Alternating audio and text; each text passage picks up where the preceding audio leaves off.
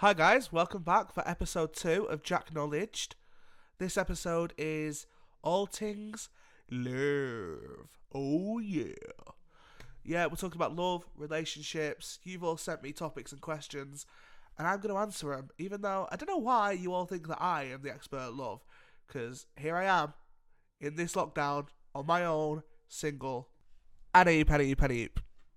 Thank you to everyone that tuned in and listened to episode 1 and gave constructive criticism and feedback and shared it. It means a lot, it really does. Obviously, I'm just starting out in this. It's going to be a process before I find my rhythm. But yeah, thank you so much for doing that. A few changes. This episode is obviously all about love, but it's also about like heartbreak. There's a few deep questions, so it's deepened it a little bit. Also, I've taken out the rocket zooms when I transition into another question, because apparently it shit people up because they were really loud. So I apologise for that. You will not hear them in this podcast. Skirt! Like I said, this one's all about love and relationship. So our first submission was someone asked how to feel good about yourself after a breakup. Oof. That's a tough question. I think the best thing to do to feel good about yourself after a breakup is to just like, if you're the one who's been broken up with, you need to just reassess your situation. It's obviously a massive change depending on how long you've been together. So if they've done it out of the blue, your significant other, and you're like, what the hell has just happened? Just take a minute, like, listen. One of my breakups, I literally locked myself in my room with 2 bottles of wine. I was at uni at the time. The first time round.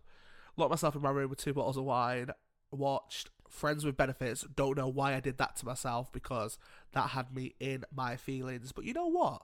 Sometimes it feels good to cry. Do you know what I mean? The best thing to do is just get it out your system. Make a playlist full of songs that you know are going to get you sobbing, yeah? And just let it all out. And then afterwards, you either have the pengest nap ever after you've been crying. I know people can relate. When you've had a massive crying fit and you've got that kind of little headache that you get when you get dehydrated from crying. And then you go to sleep and it's just the pengest sleep you'll ever have, I'm telling you. And then you wake up the next day and you have a nice shower and you think, listen, I'm a bad bitch. I ain't about this life. You pick yourself up. Lizzo was preaching when she was like, I don't even know the lyrics, but listen, that song that Lizzo has about hair toss, check your nails, that's the tea. Pick yourself back up, because ain't no idiot making you feel like shit. It's done. You can't change it. Don't be pining for them. If they decided to throw away the chance at a relationship with you, that's it. Electric chair. Done. It's done. If you're the one who's ended the relationship, though, and, you know, it's been weighing on you, and it's been a toxic environment and you've released yourself from it, you're still allowed to be upset that it's over. Do you know what I mean? Like I said, it's a massive change. You just gotta see that it's for the best. Do you know what I mean? If that wasn't working for you and you put yourself first and said no, like this isn't it, like skirt, that's on you. Do you know what I mean? Like, good on you. So basically, the moral of the story is you just gotta put yourself first and start loving yourself. Like, get back to like knowing how to be single and enjoying it. You don't need no one else. You gotta rely on yourself, get yourself right, bit of self-care. You know for a fact, you've seen it in all your mates, and maybe you do it as well. You go through a breakup or you go through something a bit rickety in your relationship, you dye your hair. Girls, you get your nails done. You post peng selfies for the gram. Like, you just make yourself feel good. You gotta get them boosts. Like, you don't have to. I'm not saying you gotta live for the gram, but from experience, it feels nice. Do you know what I mean? When you're feeling a bit shit, and then you got people bussing up your Instagram with all the likes, sharing the love. You're like, okay. You know, you get your juju back a bit. Gonna move on anyway, because I feel like that was pretty deep to open up with. Thank you. Next. The next thing that someone's submitted is worst date and best date. If you listened to my last podcast, you'll know that I ain't about that situation, do you know what I mean? Like, dates for me are stressful. Like, don't get me wrong, I've been on a fair few of them, but grr. Eek. Alright. I'm trying to think, you know. Trying to think who's listening in case I bait someone out. My worst date has got to be, we went to the cinema, you know, as people do, normal casual date, and listen, the cinema for me, it's a fucking experience. Get the popcorn, get the ice blast, live your best life. So we go, we sit down, and listen, right, we were going to see one of the Hobbit films, and I love fantasy, yeah, but I ain't about that J.R. Tolkien life or whatever he's called. So I was like, yeah, like, we'll go, whatever. I'd seen, I think it was the second one. I'd seen maybe one of, I don't know, but I was familiar with what I was about to watch. Like, I didn't go in blind. So I was thinking, yeah, this will be cute, might be a bit boring, but we move, like, it's a date. Get in there, sit down, and then I get hit with this line: don't speak to me while the film's on, don't touch me, don't look at me, I need to concentrate, I've been waiting for this film. Sorry, what? What do you mean? Obviously, don't talk, whatever. Don't touch me, don't look at me. So, oh my god, I'm surprised that I wasn't told you're not allowed to breathe. I thought, listen, I'll walk out, mate. I'll go and fucking bust up another screen with a fucking rom-com on it. Couldn't believe it. I thought, you know what? Watch not one word get said. And when the film's finished, watch not one word get said. Watch the film. Ate my popcorn, loud as fuck. Slurped on the ice blast. I thought, say something. I dare you to say something. Film was ended. Silent treatment all the way on the train home in a fucking bit. But you know what? We move. We fucking move. The best date. This one's hard, you know, because I can't really, like, I've not really had an extravagant, like, oh my god, date. I can't say that I have. I've never had a date where I thought, wow, that was absolutely sick. I think my favourite one was probably, it's literally the most simple thing. Just, we got a takeaway, like a peg takeaway. It was our favourite. This was someone I was in a relationship with. It wasn't just a random, let's get a takeaway thing. And we just sat in my room and watched, I think it's called The Proposal with Sandra Bullock. We watched that. And I just vividly remember that there's a scene in it that made me cry towards the end. And I was like, oh my god, what the fuck am I crying for? This is so embarrassing. But that was like that. It was just nice, good vibes. And the only other one that I'd hold sort of to that same standard is, again, we were watching a film and just like cuddling, you know, got the arm scratches, playing with the hair, like that whole kit and caboodle was going on. And do you know what? I prefer that to going out and sitting for an awkward dinner or even going for a drink, because I'm not a massive drinker. Like, unless I'm proper in the mood for a drink, I'm like, nah, I can't relate. Like, I don't care for it. I don't want to go and sit in a pub, especially not a pub. A bar I could just about deal with. If you take me to any sort of fucking boozer, I'm backdooring it, mate. Trust and believe. Even my mum don't get me to go down to the pub with her because she knows that ain't the vibe for me. But yeah, like, I'm easy going, do you know what I mean? Film and a cuddle. Who don't love that? Throw a Chinese in there. You got God tier. Moving on. So this is another one that was submitted through Instagram stories, and it just says, what are your turn-offs? And I assume they mean, like, not in the bedroom. I assume they mean, like, when you're speaking to someone, or, like, on a date or whatever. Don't know. Let me think. Let me ponder it for a hot sec. You know what? Got it. My turn-off, right, is, say you're on the first date. You've been, like, talking on whatever, Tinder, messages, whatever, MSN, throwback. You've been speaking, plenty of fish. Anyway, you've been speaking, and you met up, first time, and they proper overshare, like, pure dirty details of the life on the first go, and you're like, wow, like, you don't know me like that, why are you baiting yourself? Or, again, oversharing, sort of, like, when they proper love the sound of their own voice, they're like, oh my god, yeah, like, I did this, like, let's go here, like, oh my lord, I can't deal with it. When they're proper like, yeah, like, I do this, yeah, oh my god, I was doing this last night, like, it just frazzles my brain. So when someone's like, oh my god, yeah, I went to Liverpool, it was way there, then I did this, and then I met this drag queen, and then I did this, I'm like, I don't care, what are you telling me for? Like, can we speak about something else? And they're like, oh, weather's nice today, and they're like, yeah, I fucking did the Renegade with N-Dubs yesterday. I'm like, I don't care. Buzzing for you, like, oh, I'm Tiny Temper's biggest fan. Okay. Like, good to know. I feel like I sound like a dickhead with what I'm saying. What I mean is, when people try too hard to be interested, it doesn't interest me. Like, these facts are stuff I should find out, like, weeks down the line. It's not on your first date, like, yes, I tiny tupper. I'm just waffling shit. I don't even know what I'm saying. Basically, don't go on a date with me. Guys, I keep going off in tangents, and I'm sorry. There's no one here to tell me, Jack, stop chatting shit. It's just me catching myself slipping while I'm editing. So this is me, Jack, from present day, apologising because I'm chatting absolute bubbles. But we move. So this one's another, not a deep one, but like one that actually, like, it's not a jokey one. Like, I ain't about to bust jokes over it. Someone said, I'm worried that I'll be single forever because nobody likes me for who I am. I don't even know how to go about this. Like, you're not going to be single forever. And if you are, like, if that does happen, that's okay. Like, do you know what I mean? Would you rather be single and be content with yourself, or be in a dirty relationship where you just, like, settle in? Speaking of settling, I'll speak on that later. But what you need to do, I've had mates that are like this, where you see everyone on Instagram, or like your mates are all in relationships and you feel like shit over it. I'm the same. One of my best mates is engaged to be married, got their own house and a dog with the fiance. My other one of my closest best mates is living in a house with a boyfriend, got a kid. And I'm at uni, still living off pot noodles, on my own, not a relationship in sight.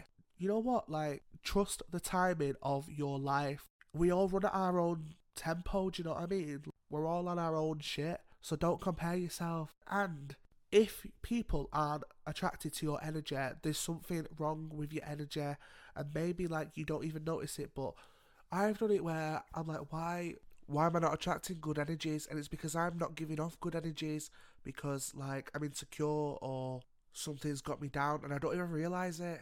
But what you've got to do, you've got to get yourself right. I don't want to quote fucking RuPaul, but if you can't love yourself, how the hell are you going to love somebody else? Do you know what I mean? You need to be content with yourself, content with being single, because it's like, isn't there an old saying, like, when you're not looking for it, that's when love finds you? I always say, mate, a watched kettle never boils. So if you're constantly thinking of, like, oh my god, I need a relationship now. Listen, I wanted to be engaged by graduation, and now my graduation's cancelled, so my life, my life's out the window, do you know what I mean? But we move, you just gotta get on with it. Like, life comes and goes and throws shit at you 24/7, and you just gotta roll with the punches. So get yourself right, get your head right, get your mind right, get that energy fucking peng.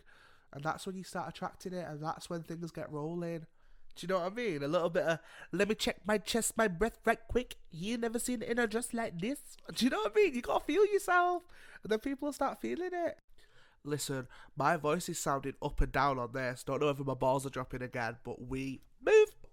The next one, I'm not even about to deep this one, but listen, I've got PTSD from this word. Beliefs on monogamy. Listen, right, I personally, everyone's beliefs are their own, do you know what I mean? If we have different beliefs, that's calm, and I'll respect that, as long as you respect that. Let's just get one thing straight. I personally believe in monogamy. Like, I just think it is what it is. If I'm with someone, I want to be with that person, and I want them to be with just me. That's just how I like it. It's not because I'm a jealous person or feeding into a heteronormative narrative or whatever, if you're going to deep it. It's just, I like a relationship to be two people. And don't get me wrong, I have dabbled in the past and considered polyamory. But you know what? It's not for me. And if it's for you, crack on. I've seen people thrive in thruples and group relationships, and that's calm, do you know what I mean? But it's just, it ain't for me. Monogamy is just the tea. That's it on that. Monogamy is the way to go for me personally. I feel like that one was very pointed, my answer to that question, but it's just because I literally was verbally attacked on Twitter for my views on monogamous relationships like 2 years ago. So now it just gives me PTSD whenever I hear monogamy or polyamory. I'm like, Argh! Anyway, so the next one from the Instagram stories is being the first in a relationship to say I love you. Yay or nay? I'm going to say, I don't want to give the wrong advice. This is just my opinion. You don't have to, like, do you know what I mean? My word is not law, but this is just my humble opinion. I'd say, for me personally, no. Because, right, I never say I love you first in a relationship. I do in a friendship, because if you're my mate, you're my mate, and I love you. In a relationship, can't relate. Only because, right, I remember the last time that I said I love you first, and I got absolutely snaked. Do you know what I mean? I was head over heels, and the other person, they were like, icky. It's like, oh, my ting, never mind. Ever since then, I mean, that ended up becoming like an actual, like, successful relationship. So maybe it is the way to go. But after that, I was like, you know what? Got new. Now I literally, like, I'll either be on the premise of neither of us have to say it, like, as long as there's some sort of feelings there, it's calm. Or if it's getting to that point where people are like, have you said it? Have you said I love you? Like, is that even a thing anymore? I don't even know. Like, does it have to be a big milestone to say I love you? Like, if you're with them and, you know, there's feelings there, is that not enough? Like, why'd you have to say those three words, those 8 letters? I feel like Chuck and Blair, do you know what I mean? Oh my god. But yeah, like, no, for me, it's a definite, I will either wait for them to say it to me and reciprocate, because normally it is me that falls first. I just won't let you know that I have, because, you know, guards up if anyone's listened to episode 1. But go off. Do you know what I mean? Like, do what you gotta do. One of my mates from uni has asked, best way to subtly get the attention from someone you want to speak to. Have we not learned from when, I'm not going to name names, have we not learned from when you asked me about pulling on a night out and whether to play hard to get or not? I am not this kind of person. I am not the one to ask about stuff like this, because I don't do these things. I'm not subtle when I'm trying to get the attention from someone I want to speak to at all. Got the subtlety of a bloody ballet dancing rhino, mate. If I want to speak to someone, like, I actually, like, genuinely want to speak to them, I'll just bust up the chat, mate. Listen, I need to know if they want to speak to me. If they don't want to speak to me, then in a fucking bit, me, I need to know that there's something there. If I message them and I get a reply, calm. If not, chop, bin cut. That's over, that's cancelled, electric chair. There ain't nothing subtle about it. Like I said, hon, I'm not the one to ask about this. So let's move on with that one. Right, so apparently we're deep in it again. Everyone get your violins out. How did your first breakup feel, and how did you deal with it? My first breakup felt horrible. Horrible. I mean, listen, if anyone who knows me, you know I wrote a full poetry book about this breakup. It was pretty shit, to be honest. It was the first time that I'd ever fully decided that I was in love. Sort of. Like, the feelings was there, I fully felt it, you know, the butterflies and all that, all those happy feelings. And you know what, I didn't even get a chance to process the breakup, because the person who broke up with me literally moved on the next day, was in front of my eyes. I was like, cool. I remember walking out of wherever I was, I can't even remember, and just seeing my ex and this other person, and I was like, you're really going to do me like that? Cool, know how it is, don't worry about it. And I think that is when the bloody building bricks started building up that wall. Trust and believe. Oh, the baggage, you know. Shit like that changes, yo. I'm not even gonna pretend it doesn't. Like, once you've been snakes like that, and absolutely a savage breakup out the blue, and it wasn't out the blue, to be fair. Like, it was very much like are we gonna stay together, or are we not, for ages. But then, like, when it's actually, like, finalised and you actually broke up, it hits different. I remember just being like, ooh, what the fuck do I do to myself? Because I had to see him every day after that. Like, just see him and be like, move out my eyesight, out my retina. I don't want to see you. Don't want to hear your dirty voice. I don't want to see anyone that you're conversing with. Or, no, like, get out of my life now for at least 4 months so I can get back on my shit.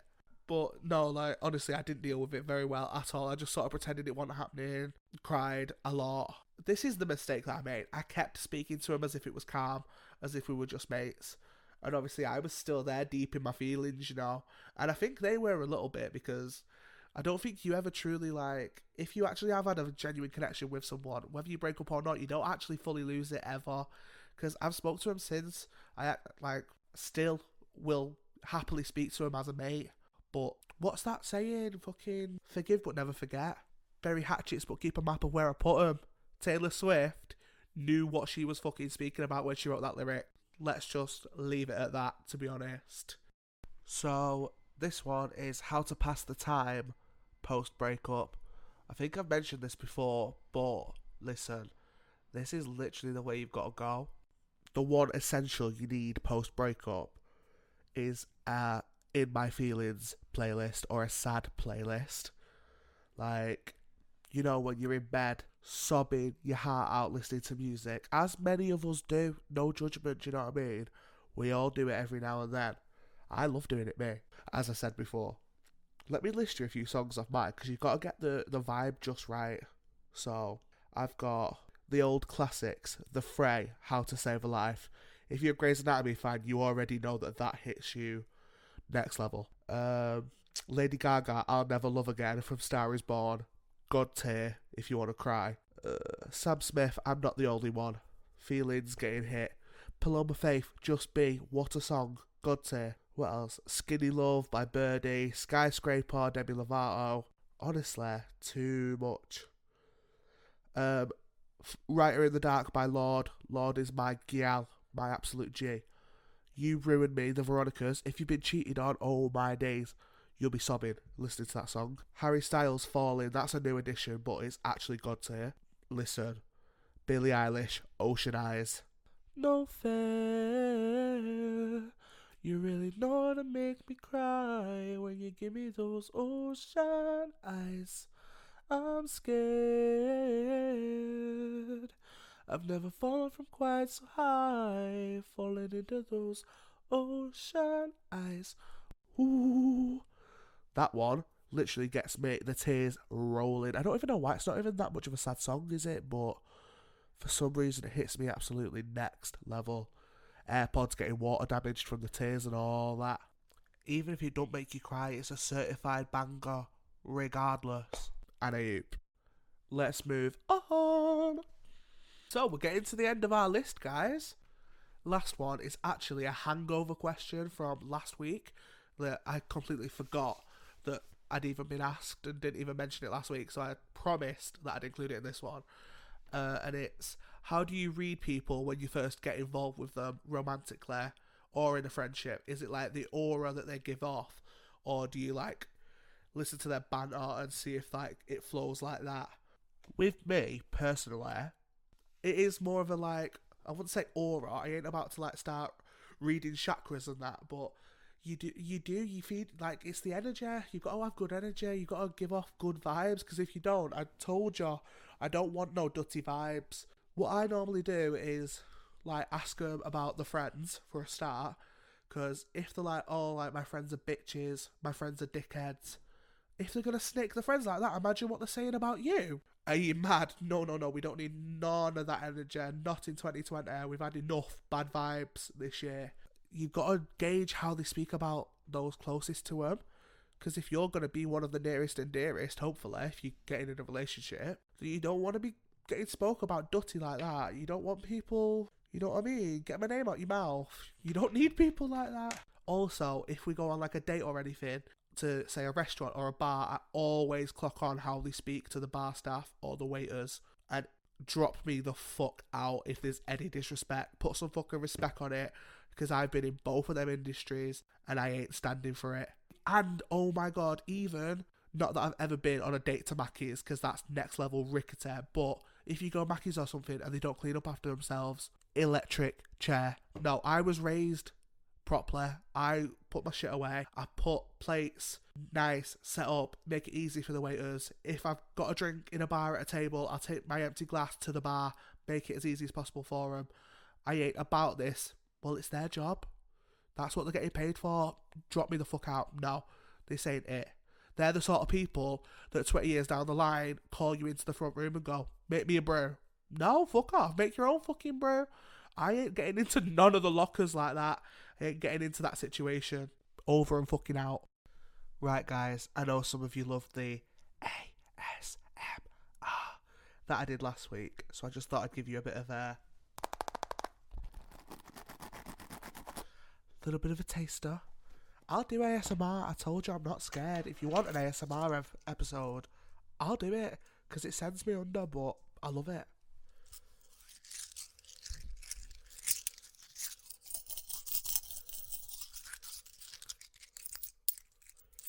Wow. Who's first there?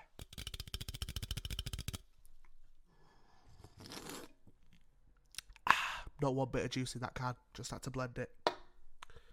Right, guys. Well, I hope you enjoyed that little bit of ASMR to finish us off, because that's us done. Hope you enjoyed this episode. I know it's a bit longer than episode 1, but I am going to try and cut it down a bit more. If you're still here at the end, you're the realest gangsters. Literally gang shit. Gratata. Thank you. I don't know what the next episode's going to be on, but I'm sure you'll find out in a few days. Skirt!